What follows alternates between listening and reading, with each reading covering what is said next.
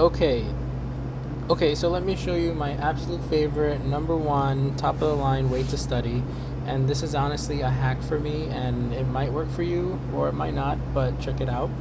I use Anki a lot, and I'm going to use it with AMBOSS. So after unsuspending some cards, let's open on King and start studying. So one sign of vitamin blank deficiency is dry, scaly skin, xerosis cutis, so this is vitamin A. I can go ahead and go to the AMBOSS page for vitamins and scroll up just to see that this is all vitamins. Read about vitamin A, deficiency or toxicity.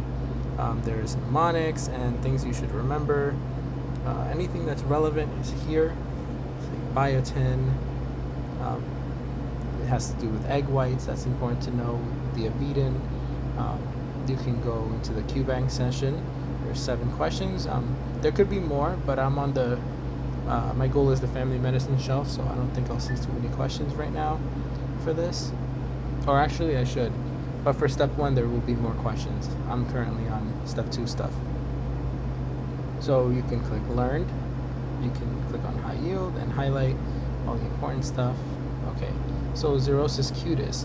You can hover over terms and a little blurb will appear. You can click on photos, and you can click on articles that have to do with it.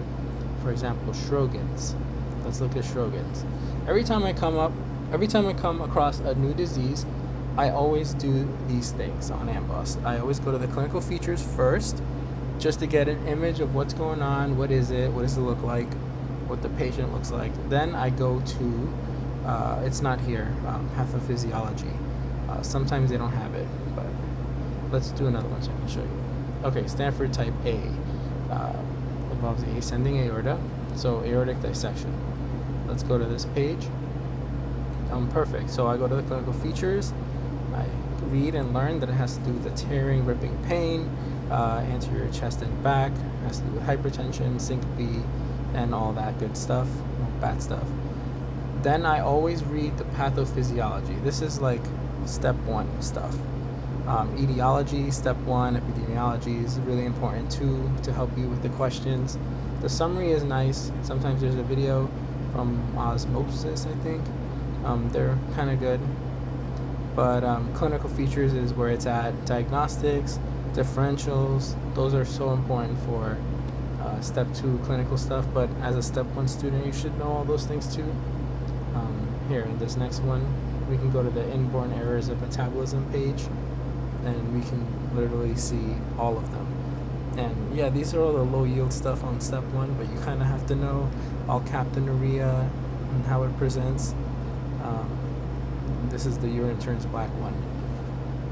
There's maple syrup urine disease that you can read. Don't know why it's not coming up. I think something's wrong with my computer. Just ignore that.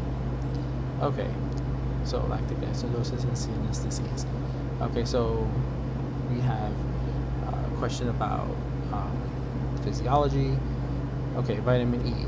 Here's another one.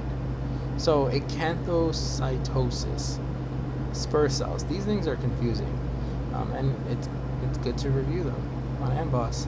I always confuse these, but I try my best. So we have all these types of morphologies for blood smears, and you have to know the associated conditions, and this table does a really good job.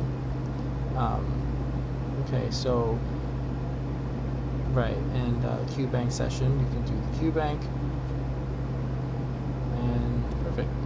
So this is nucleotide analog that inhibits that, sulfo something Buvir. Yes, close enough. So you can go to the antivirals against Hep B and C, and you can see all of them, and just kind of learn what kinds of what class they are. Every time there's a medication, you need to know the mechanism of action 100% and any adverse effects. That will carry you on these exams. Okay, so this is basically it.